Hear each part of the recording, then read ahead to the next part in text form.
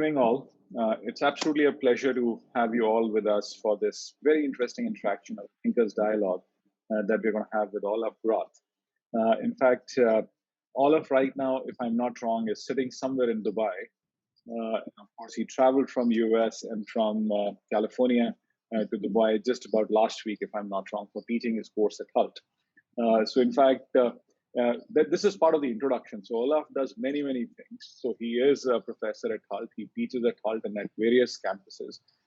He is somebody who's actually teaching at Berkeley as well, and does or dabbles into areas like public policy and so on and so forth. But the most exciting thing about Olaf is that he's worked in the domain of technology, and especially AI. So for me, I've always wondered what artificial intelligence is all about. And I think I'm looking forward to this conversation to really get some clarity as to what this is and what is this animal called artificial intelligence. He is, of course, as you would have noticed, or you would know, like for typically an author, a speaker, does many things, has started a company called Cambrian Partners. In fact, he's so mesmerized with the idea of Cambrian epoch that he termed his company as Cambrian. So we will actually go to the Cambrian epoch that he does mention in his book, The Solomon Code, as well. We can continue with the introduction for hours, but Olaf, it is just a pleasure to have you with us today. And thanks a lot for joining in. It's a true pleasure to be with you, Amit, as it always is. Thank you for having me. Yes, I'm hailing here from Dubai, as I just arrived here 2 days ago in order to teach courses, amongst other things, on looking at what the future might hold for the cognitive era, as it is, the era of cognitive automation. So this is a very good fit. Thanks for having me again. Thank you. So we'll quickly get into the conversation, Olaf. I was reading the first few pages of your book. In fact, the first thing that I did notice is that you're saying that global transformation will be turbocharged by digital technologies. All right. So and that is part of the foreword of your book. Of course, you've not written the foreword. The gentleman who's written it, so he does say that it is enabling and threatening peace across borders. Well, what do you think about this? Well, what does this really mean? What is this whole conception of how technologies are changing? How is it turbocharging various things or transformation that we're seeing?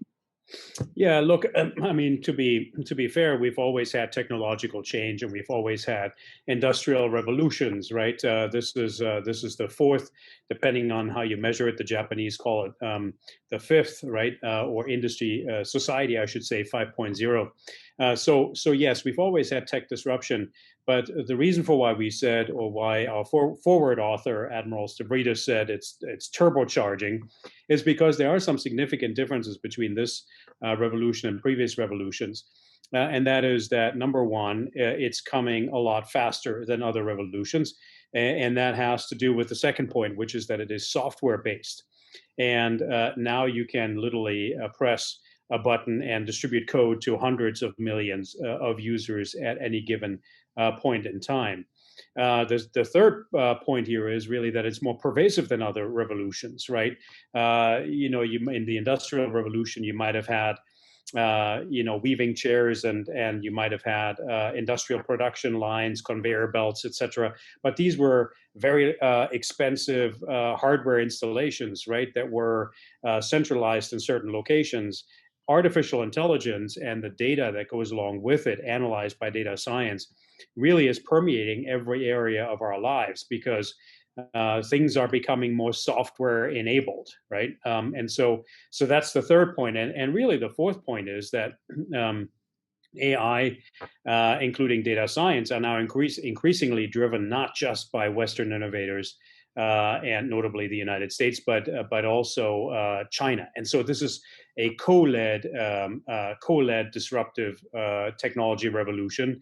And given the scale of China, or for that matter, India, I think the term of turbocharging these changes is warranted, right? Because a lot of how AI is distributed and the impact it has to do with large sets of data that China and India are generating.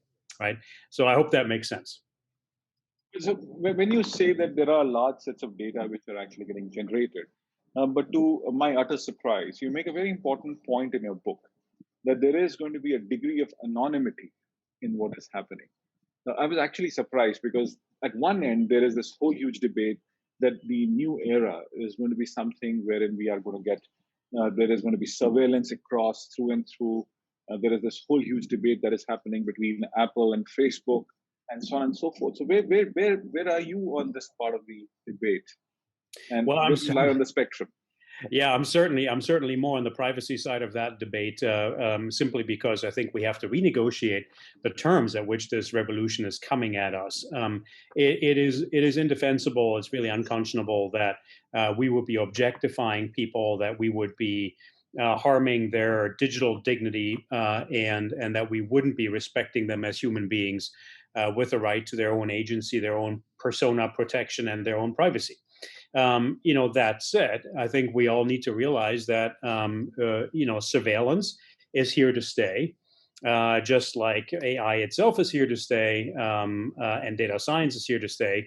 Very rarely in human history, if ever, have we stopped a technology trajectory from continuing. We may have slowed it down a bit. We may have shaped it, and really that's what we need to do here as well. But we have never stopped it. So surveillance, in the positive sense of gaining intelligence on, let's say, issues of public health, issues of education, the status of infrastructure, and public safety.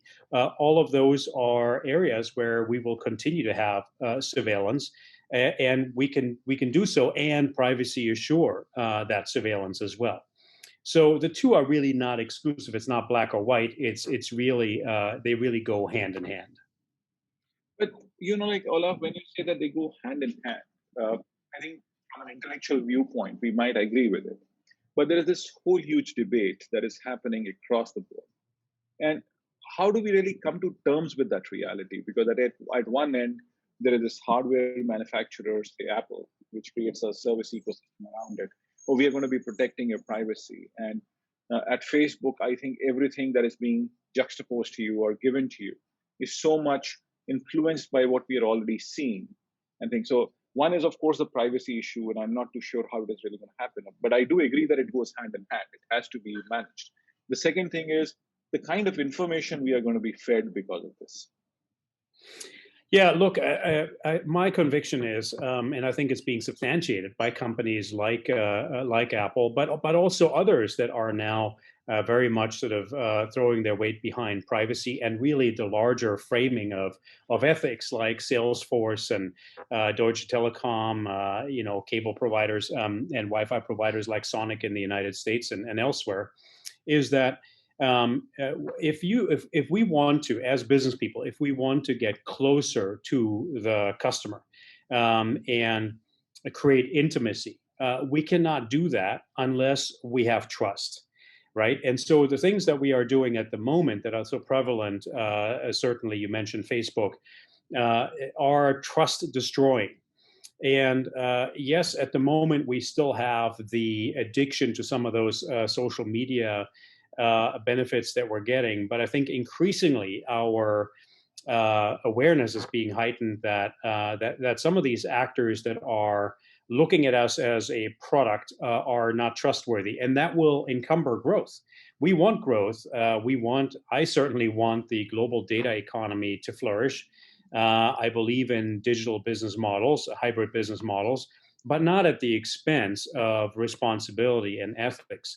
And I think increasingly, business people, innovators are seeing that in order to get to that intimacy, we have to have that trust. And in order to have that trust, we have to have more transparency on what data, for what area of my life, how sensitive is that to me, not just how valuable is it to an advertiser or a political influencer, but how important and sensitive is it to me as the consumer, as the customer, I should say, right? Because that's the other point. We have to start thinking about people, not just as consumers. We have to, and I try to teach this to my business students all the time, we have to see the customer as a human being, as a mensch, as they say in Yiddish, right? As a whole construct, with dignity and with an emotional makeup, a socio-emotional makeup, and not just as a walking purse that we need to access. And I think that's the mistake that the digital revolution of the internet era has made that we need to correct. And I think if we do this,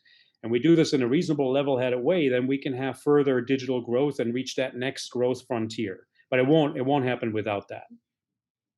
So, like you make a very important point here, and that is about the consumer is not a walking purse. But I do see a very interesting narrative in your book. And I distinctly remember that, wherein you say that there is a customer who could be charged something like $2 for a product, and there is somebody else who comes in and he's going to get charged $10 for the product. Don't you think that itself is going to be exactly countering your point of view of how do you really talking about as a walking purse? The customer is not a walking purse. Suddenly you're talking about markets of one.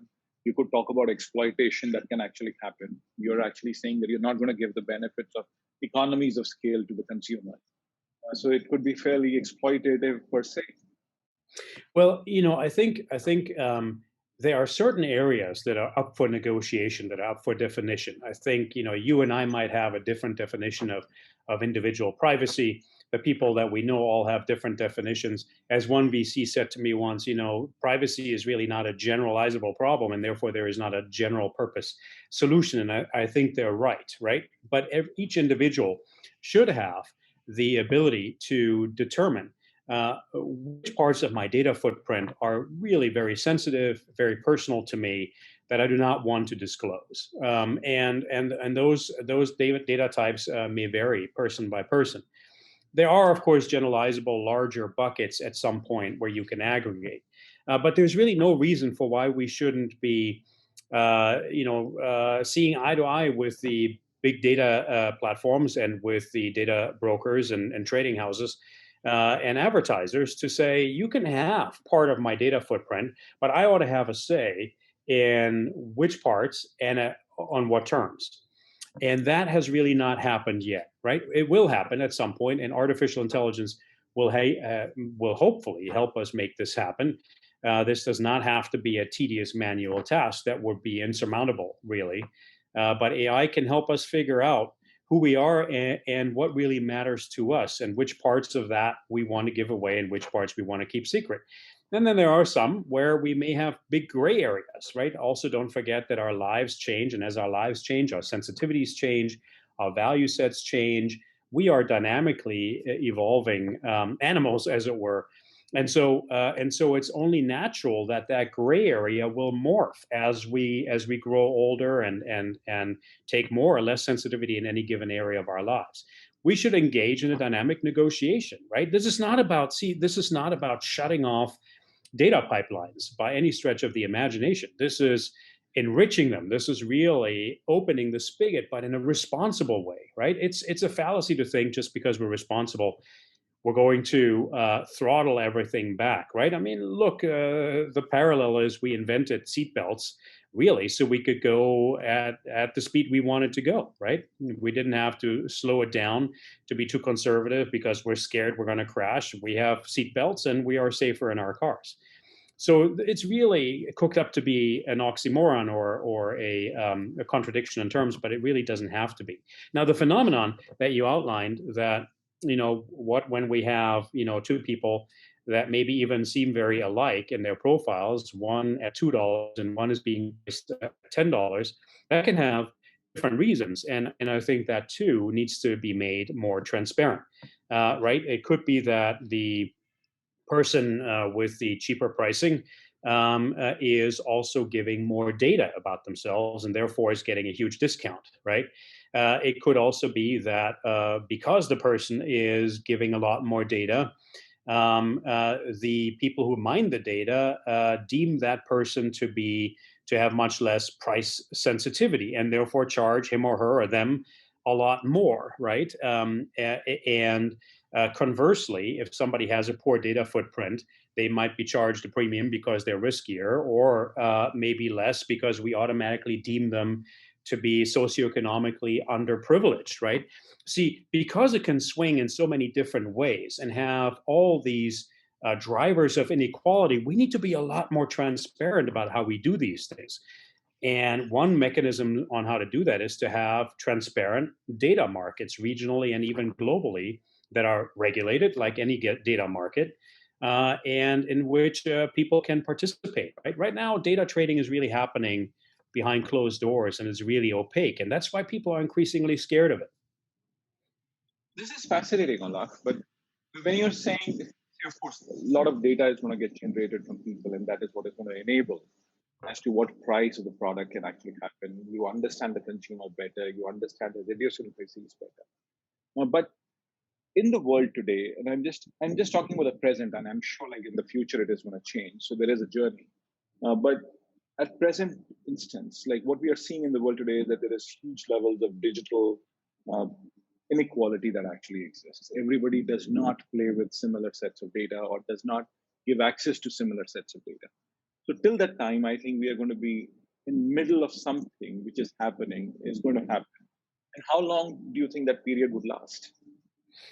Yeah, no doubt. We have, almost 50% of people around the world not yet being fully digitized.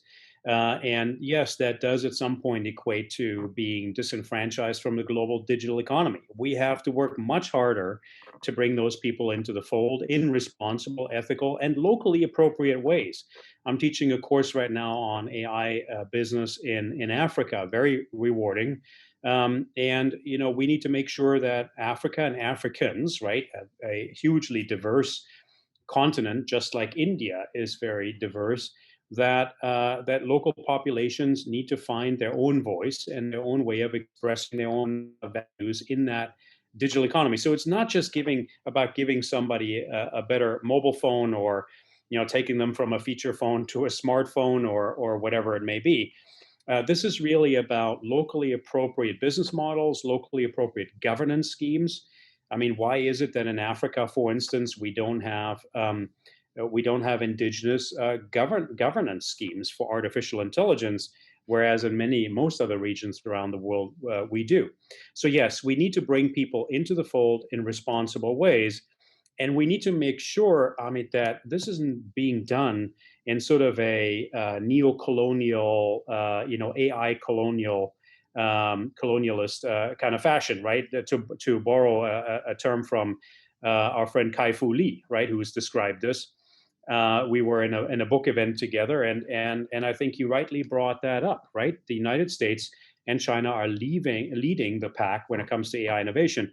But if we just leave it to US and Chinese innovators globally to bring AI innovation to the table, then we must not be surprised when they bring their respective value sets to the table as well, right? So we need more values-based dialogue on how to bring those billions of people into the global digital economy in appropriate ways.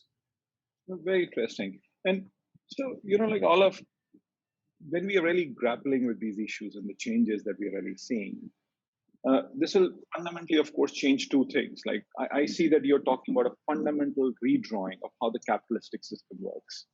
And the whole principles are going to get changed or go topsy-turvy. The larger principle or the larger sets remain, but a lot of things would change, one.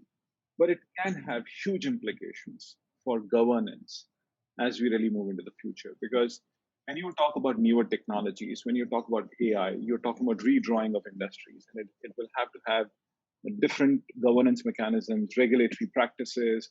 How do you really look at this situation per se? Yeah, I look. I'm committed to the market economy, but I do think that we mustn't confuse market economic with or market economy with capitalism, right? Or at least not the extreme version of capitalism, which means the fairly extreme concentration of financial wealth in the hands of ever fewer people. We always talk about the 1%.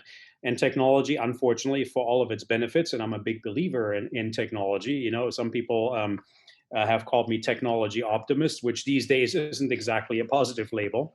But that's sort of the legacy background I come from. I do believe in technology, but it is also true that technology is driving this inequality where the rich get richer, and even though we're lifting all boats, some boats get lifted way more than others, and it's usually those who own the capital to invest in technology and those that invent the technology and own the technology that are then disproportionately able to accumulate extreme amounts of wealth.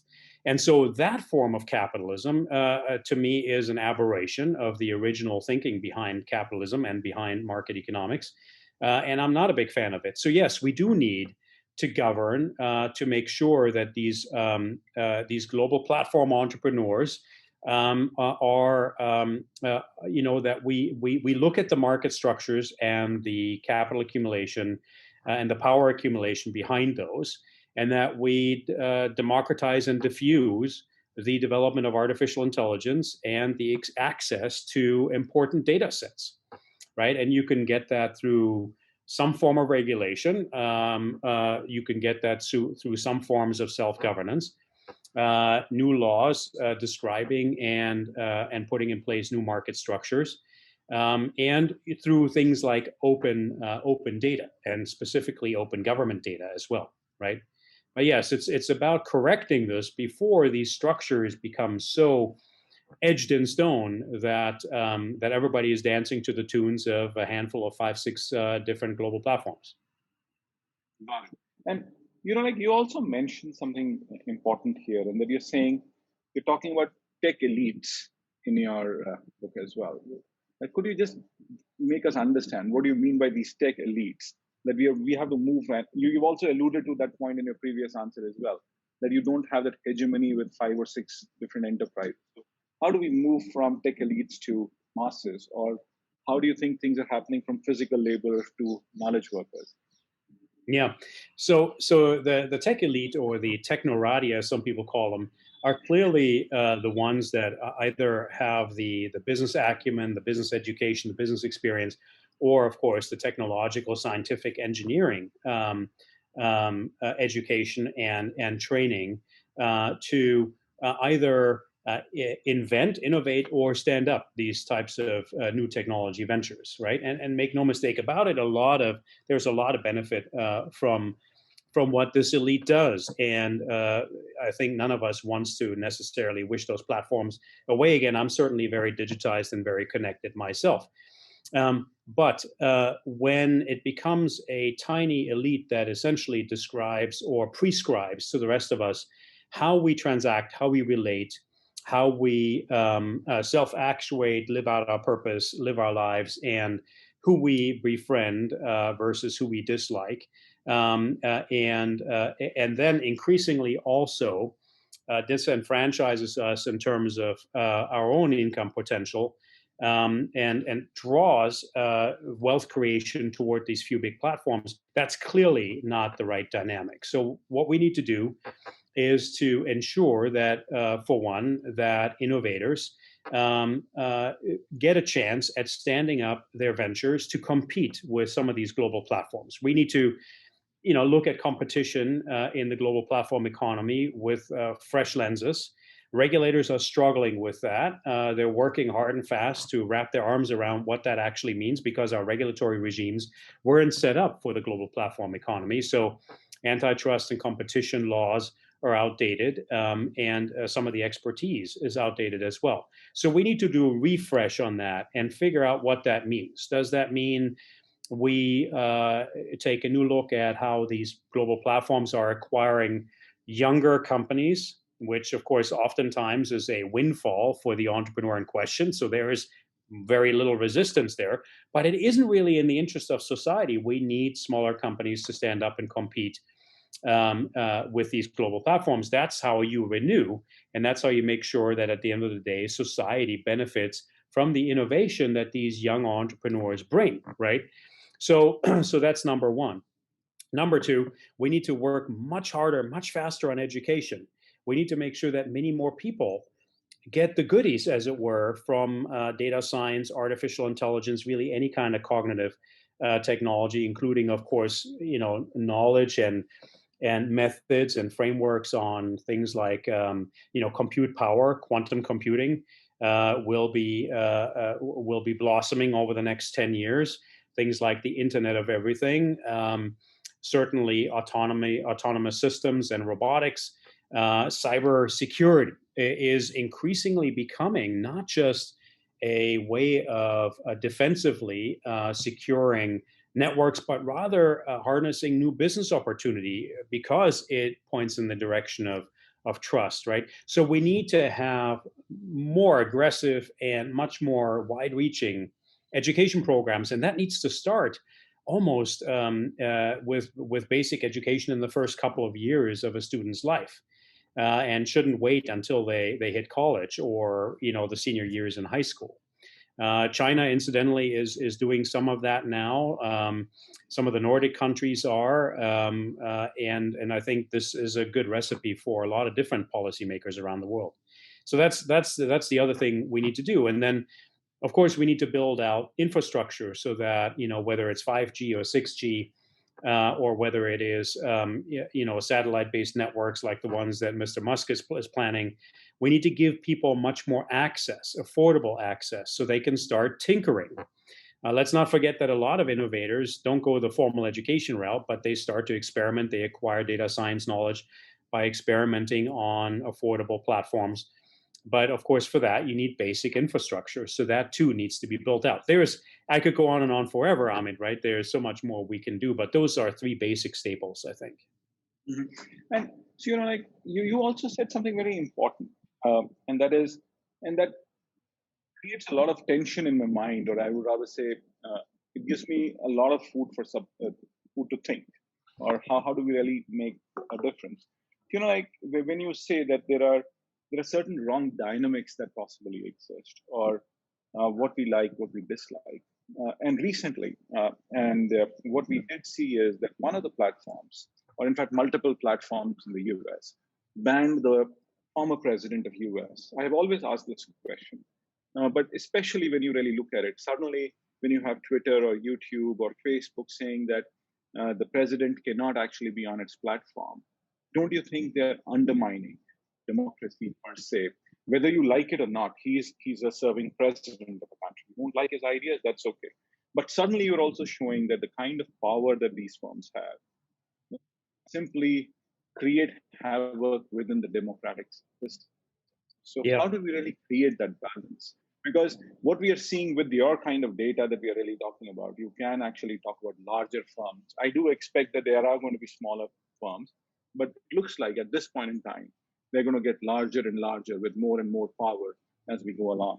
Yeah, I concur with that, and I think it's a situation we need to closely monitor. And I can tell you that in many forums, including some associated with the current administration, this issue is very hotly debated because it is very much sort of hitting at the foundations, certainly in the United States, of the principles of free speech. And I think we also need to look more broadly at some of the precedents around the world, right? So I grew up in Germany, and Germany, because of its past with dictatorial regimes, has this wonderful little term that is called defensible democracy. And it's really self-defensible, a self-defending democracy, right? And that means that we should always prefer free speech and let people articulate their own thinking, but that the tolerance stops when the thinking and the calls to action take on anti-democratic tendencies, and the rallying of elements that will and have very openly declared the destruction of democracy at the very core of what they do and say. That's really where the tolerance of a democracy needs to stop, lest it wants to turn itself into something else and worse. And so personally, I don't have a problem with Mr. Trump as a person being banned on these platforms, but I, of course, concur with you that, well, we need to make sure that we draw a fine red line somewhere, okay? Because you could rightly ask, today it's Mr. Trump, who is next tomorrow? And by the way, what are the decision criteria? Does the public have any role to play in this as to who gets banned, right? This shouldn't be up to Mr. Zuckerberg, right? Frankly speaking. And so I do agree that we need to have standards there. There needs to be regulation. I will tell you that I'm increasingly looking at the view that some of these platforms need to be regulated as utilities with another regulation on top of that for as media companies. And for both of those, we have rules of the road. there are some things that media companies can't do. There are some things that utilities can't do, and wrecking democracy is one of those. But of course, the end-all, be-all decision maker isn't the CEO of the utility or the media company. It's the government, and ideally, at the end of the day, the voter, right, the citizens. So yes, I agree that there need to be standards, and I think over the next 4 to 8 years, we'll see those certainly coming in the United States, and they have to. I was just on the phone with a wonderful young leader in Sweden, who said, "Look, really, yes, we can take initiative here in Sweden ourselves, but it needs to start in the United States because that's where the platforms are, in fact, homed." And that's where the infection of more responsible digital business needs to start. Mm-hmm. Very, very and so just moving ahead on this. So like you also make something very important here, that social, ethical, economic, and cultural quandaries is what AI will generate. Right? You made those very important points in your book. Could you just give me some insight as to what are those sets of quandaries that you're really talking about? Well, I mean, I think we've been talking about some of the economic ones, right? Which is that artificial intelligence can further amalgamate power and concentrate power in the cognerati, as it were, right? So the parallel term to technorati, the ones that hold the AI, the creative power behind designing new types of AI breakthrough, findings and research and innovation in that area. And that's something to be monitored, just because AI does have such a wide-ranging, diffuse impact on society. The ethical ones have to do with, of course, to start with the need for transparency and explainability. What is the AI doing? We are now developing, algorithms that can explain other algorithms, so that becomes digestible for the human brain. Because some of these models are getting so complex that even the most qualified platinum-plated PhD in AI cannot trace it anymore. So we need algorithms to help us trace and explain.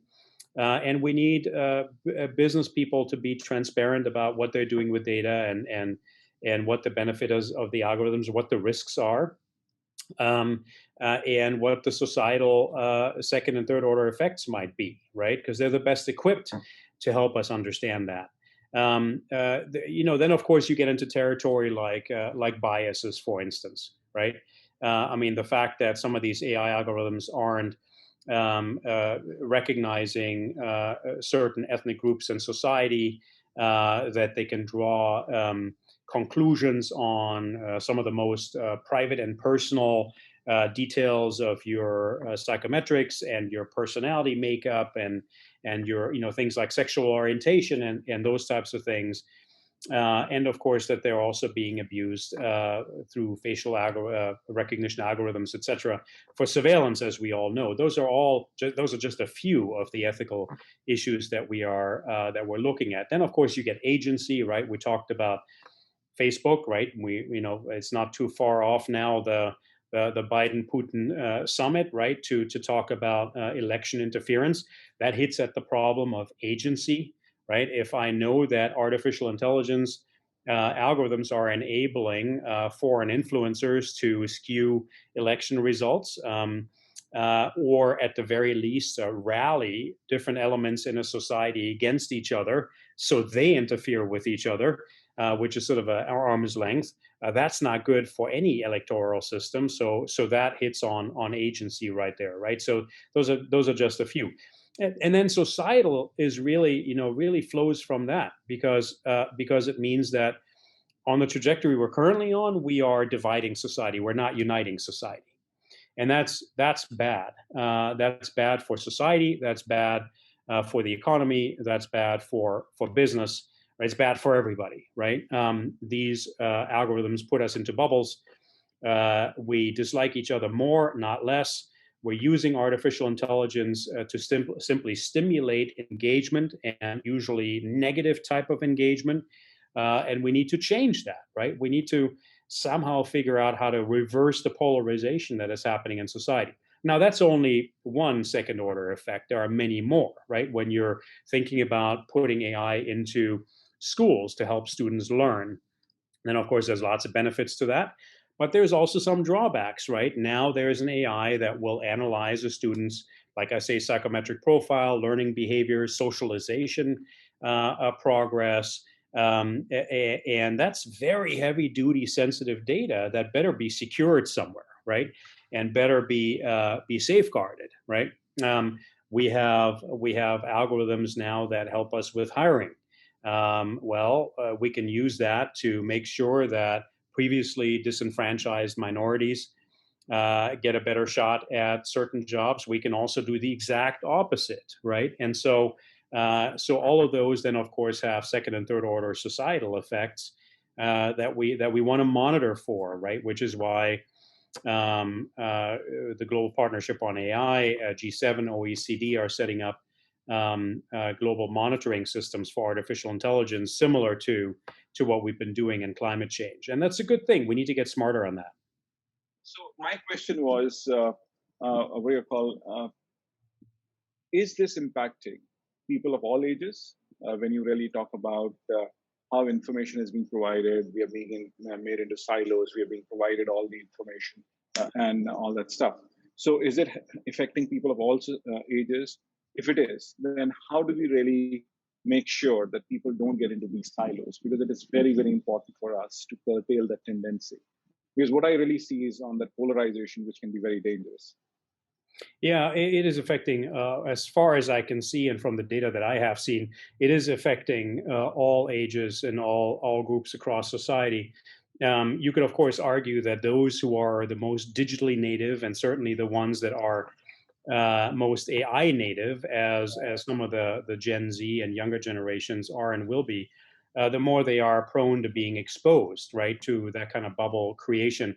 But there are some mitigating effects here, right, in that the youngest generations are also the ones that are most diversity and social justice and sustainability minded. So there are some mitigating factors there.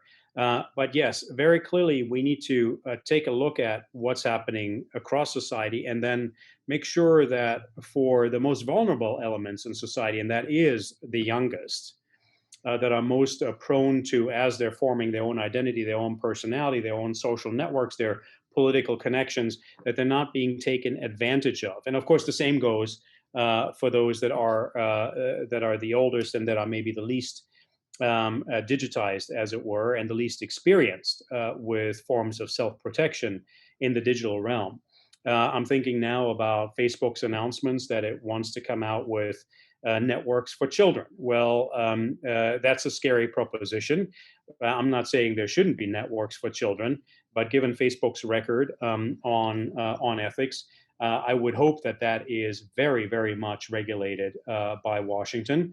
And of course, we're all still waiting for the Biden-Harris administration to nominate FCC and other regulatory senior roles in other relevant regulatory bodies in the United States. So that hopefully will happen very soon, so that we can get on top of this thing.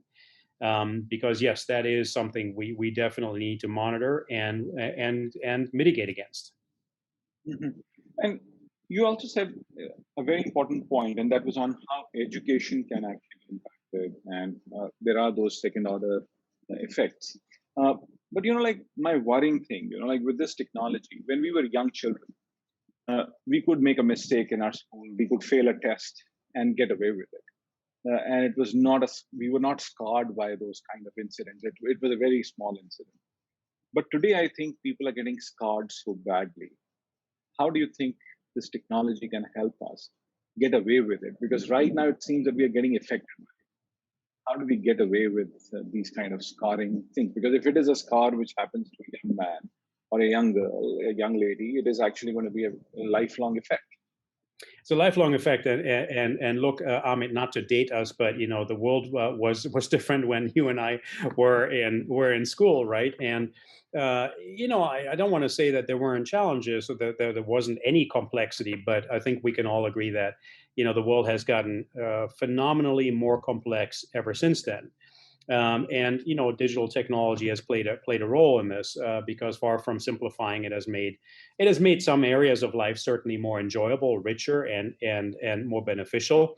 But simpler is probably not the term that I would choose in first order at this point here. So as lives have become more complex and more digitized, with more influences colliding in that digital sphere, and with more analysis of the mind, as it were, and the thought processes, and also more avenues to impact the mind in good ways or in bad ways, there is much more potential now for scarring, right? I mean, look at digital bullying, for example, or trolling, right? That can be a life scarring experience, right? Or look at hidden cameras and digital means for objectifying women, for instance, right?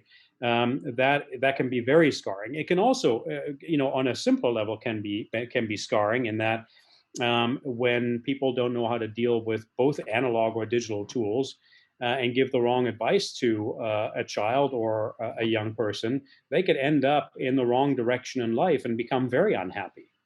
And so, yes, I think, again, studying through systems dynamics types mapping and research, what the second and third order effects are, it should become an academic discipline, and certainly a professional habit. Mhm. And on this, if you just move further, you said, and I think we have talked about it in many ways, but just concretizing our thoughts here, that there is going to be a global conception of values, trust, and power, as you say. How do you see that? Like, how does this system really bring all this together? Because there are too many tentacles that are actually being spread. Yeah. Of course, there are issues of trust. There are issues of values as to how we look at it. The power dynamics have changed. But how do we really look at a system which functions for us as society? Yeah, and of course you're hitting at one of the major problems, right, in this world, and that is, are the United States and China and Europe and Africa and India and really anybody ever going to see eye to eye on the underlying value sets that underpin AI innovation? I have hope, but I'm not. So jaded that I don't see the problems, especially given current geopolitical climates, and rightly so. And this may be where the American in me that contributed to the Biden-Harris campaign does come out. I do believe that there are some very stark system differences, as it were, and those need to be negotiated, and that will not be easy, right? Because notions of human dignity and human rights are varied greatly, and the notions of how much power a government can hold also vary widely, right? And the fallout for humans is very apparent currently. Anyway, that is acknowledging that this will be a fairly substantial task for us to negotiate. That's not even talking about cybersecurity and how that all hangs together with AI and data, right? Because that's really then the next frontier on top of that. But I do see a lot of hope here, Amit, and that is coming through institutions like the World Economic Forum, where I am in the Global Expert Network, and I'm part of a working group on positive AI economy futures. I often host speakers from the WEF in my courses, and there's a real good precedent here, or precursor, I should say, in that the World Economic Forum brings together private, public actors and technology innovators to design solutions for problems in specific markets, right? So, drone transport of medications to rural areas in Rwanda comes to mind. And then they look at what is needed here in order from a regulatory and policy angle, in order to protect individuals, but still get the benefit we want from this particular project or program. And something miraculous happens when you do that, right? Because you become very focused on benefit and cost, meaning ethical human cost, and you can become very specific and very concrete rather than staying at this 30,000-foot esoteric level about Western values versus Confucianism versus name your favorite value set, right? We can be discussing and disagreeing and negotiating forever and never make any headway. But when you're project and program focused and you create sandboxes for people to experiment and put ethical and legal safeguards around those experiments, then you discover solution spaces. And then it almost doesn't matter whether you are Indian or from Africa or European or American or Chinese for that matter. Nobody, as my good friend Mark Nitzberg once said, nobody wants to lose an arm, okay, in an autonomous driving accident, okay? And when you get down to that kind of brass tacks, then things become a lot easier to negotiate. And I also think once we have, the global partnership on AI, create some clarity around what are the issues actually, what are the most severe issues, we might then also see that different decision makers from around the world actually will agree on those specifics. So we'll have to see. It's a fantastic era to be in because we're literally creating the cognitive era here that will be the next phase of human and economic growth, and we get to shape it, right? So it is scary and incredibly promising at once. And we have a very interesting comment from one of our guests here, and his name is Vidur. He makes this a very important point. He says, calling the subject AI is like makeup. It's artificial, but technically it and should be positive real intelligence. What do you think about that, Olaf? Would you like to comment on that? Yeah, look, it's a great question, Vidur, or great statement, I should say. Look, the term AI has always been an uneasy one for me, and in fact, when you look at the book cover of Solomon's Code, we left the term AI off and called it thinking machines, and then for the paperback, which is coming out in August, we decided to put AI back in there because it's got public recognition. People know what to do with it, whereas thinking machines is kind of this amorphous term. So AI is really a bucket of different types of cognitive technologies that collectively are the automation of pattern recognition and thinking and recommendation and decision-making processes. And so yes, it's a difficult term. The idea of what is real intelligence, though, that's a really difficult one, right? Because when you think about our intelligence, which we always sort of implicitly describe as a human intelligence, that is, as being the most superior form of intelligence. When you talk to people who actually study intelligence or things like phenomena like consciousness, for instance, they will tell you, look, there's many different types of intelligence, both in humans, but also in nature, right? Birds have different types of intelligence from humans, and some of those types of intelligence are more highly developed than those of humans. And the same goes for whales and, name your favorite species. So we are, I think, the most well-rounded we have the greatest well-rounded utility, I think, in our intelligence, which is why we have evolved as far as we have come. But what's real and what's not real is a really tricky question, because a bird will tell you my intelligence of flying, or bees' intelligence of navigating, is superior in some ways to you as humans. So, the other thing, though, I think the message implicit here in what Vidur is stating is, I think we need to become more accepting of all these different types of intelligence rather than imagining AI becoming like a human intelligence. For one, is that really the best we can do? And secondly, it really sort of anthropomorphizes intelligence in a way that is, I think, that misses the target. AI might become its own class of intelligence. The Japanese, I think, are very good at recognizing that, but they've always been, I think, culturally better equipped to recognize all forms of being as at least theoretically equal, if not practically. So it is a, he opened a can of worms here, Amit, that we could have a lot of fun with over a glass of your favorite beverage. Absolutely. But then like just moving the conversation ahead, and I'm getting towards the end of the conversation, last 2 or 3 questions. Like when you were answering this whole question from Wither, you did touch upon a very important aspect, and I think I would like you to comment on it. You say there are 3 C's of AI progression. And so it is related to something what you were really talking about. So you say cognition, consciousness, and conscience. Could you just give a deeper insight on this, please? Well, look, cognition can happen without consciousness, right? And machines are taking are a good example of that today. A car can recognize obstacles in the road and can send certain messages about that, or integrate different data streams and draw conclusions from that. That is cognition. But really, on the path between cognition and conscience, and conscience being the filtering of decisions through some kind of values-based screen, whichever your values-based system is, really requires some form of consciousness, right? Because you have to, based on the cognition, you have to start to ask yourself, put yourself into context and say, okay, I am this machine. I am perceiving these obstacles. I'm seeing these weather patterns. I'm seeing the potential for me driving through neighborhoods that have schools in them. School is out.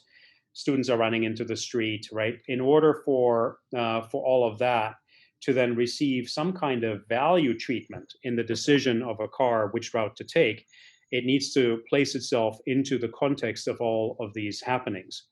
So there are probably better examples out there, but I guess what I'm saying is, how are you going to get to conscience, values-based decisions and judgments without having some kind of consciousness? I will concede, as so many of the people that we interviewed for the book who are in the realm of philosophy and who study intelligence and consciousness, that you ask 20 philosophers on the concept of consciousness, and you will get 21 different answers. There really is no proven one definition of that. But some kind of ability to reflect and self-conceive, meta-reflect and self-conceive on yourself in relation to other things around you, is probably what we need if we want machines to start to take on some human value screens. But that's just one person speaking. But of course, like I would also say that if there are 20 economists in the room, you will actually have 31 different ideas, so much more than the philosophers. Right. but having said that, coming back to a very important aspect, which I find very fascinating, and you write it in your book, that says nothing the world has seen since the biological eruption during Cambrian era. This is one of the most profound things that is happening in the world right now. Why do you say that? Like, why do you really take it akin to evolution? How do you really see that the human race could possibly change? Yeah. Like, what you're really projecting is very, very deep and has huge implications of how we really think and how we see life. Yeah, I know this goes back to your teaser at the start of the hour, right, on the name Cambrian.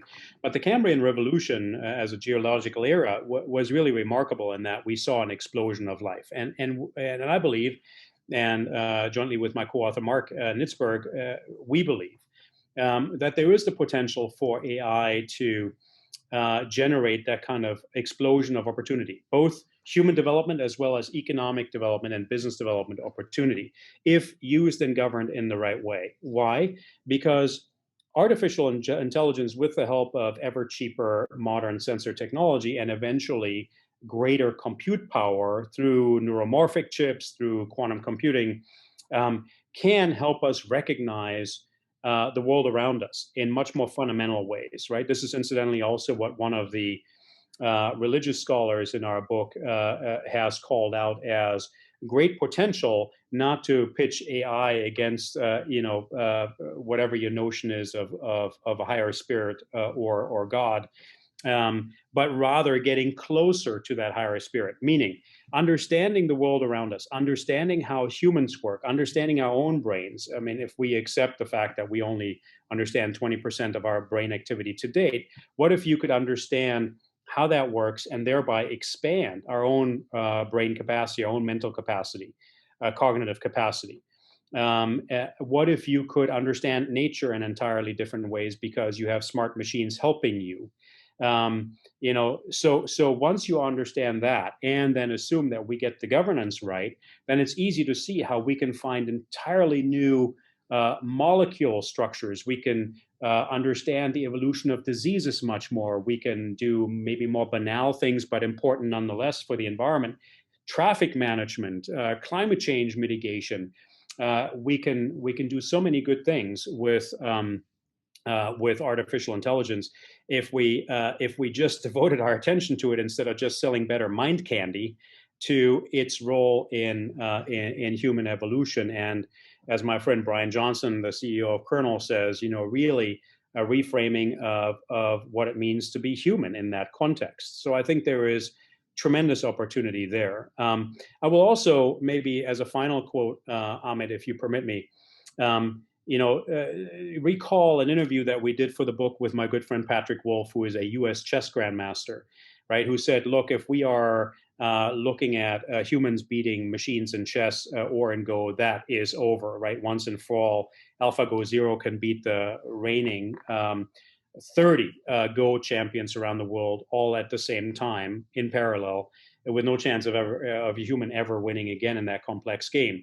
So that's really the wrong notion, the wrong frame. Rather, we should look at an expansion of opportunity. So he says, when he sees grandmasters playing with advanced AI-based chess computers as a pair, jointly integrated as a team, playing against another team like that of human and machine, they play at a whole nother level of chess that he said made his neck hair stand up, because he is seeing combinations of moves that he would have never thought as feasible, as sensible. And so the machine, with its incredible compute power, and the human with their imagination, creativity, strategy, theory definition, visioning power, jointly can play a very different kind of chess on a much higher level. And Amit, if we do that as humanity in so many different areas, I think we can easily arrive at a cognitive Cambrian era. That is very fascinating. And I'm sure you're talking about an era which is possibly it's going to happen after our lifetimes, where it is going to be so very exciting to really see and how the world develops. But having said that, could you just recommend 2 or 3 good books that people can actually follow on, barring your book, The Solomon Code? And so something else that people can actually read and you would recommend, and which is insightful. Or its successor, the AI generation, the paperback. That was the plug here at the end. Yes, of course, there is Kai-Fu Lee's, AI superpowers, and in as far as I think the technology at the center of geopolitics between the U.S. and China, at the very least, if not elsewhere, will make it even more valuable to have a renowned Chinese scientist, venture capitalist, and author explain the Chinese perspective on artificial intelligence. And some of the advantages of the Chinese system when it comes to rapid evolution of artificial intelligence. That's number one. Then, of course, there is my good friend Mark Esposito's Terence Say's book, AI Republic. Danny Goh is the third author there.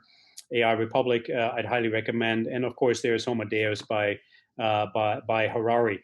There's really, lots and lots of AI books coming onto the market now, and luckily, many of them are looking at not the Terminator version of long-term AI development, but rather, how do we use it for human growth, and that's very encouraging.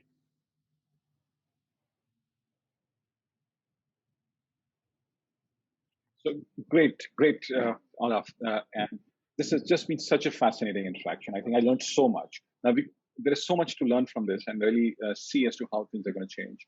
How I really see is like for what you have said, it is going to have a profound impact in terms of like how we really live our lives, how we really talk about capitalism, how do we talk about economics, how do we talk about governance, how do we talk about politics. But most of all, it could actually have a huge impact on how we evolve as species. This is fascinating, and I think I must thank you for taking out time. It has just been such a pleasure to have you with us for this Thinkers Dialogue. Thank you, and I look forward to being in touch. It's always so much fun to speak with you, Amit, and your audience. Thank you in turn, and I look forward to being in touch and collaborating further.